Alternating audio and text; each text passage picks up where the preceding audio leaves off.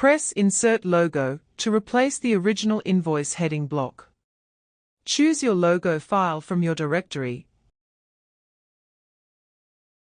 and then adjust the size to fit your logo as needed.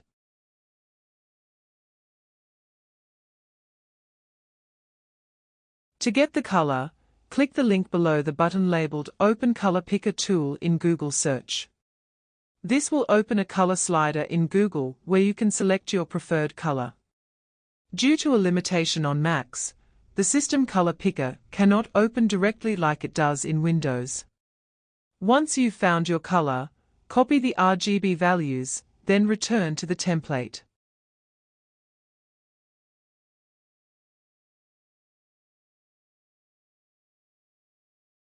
Click Change Invoice Color, paste the RGB values into the text box provided, and click OK.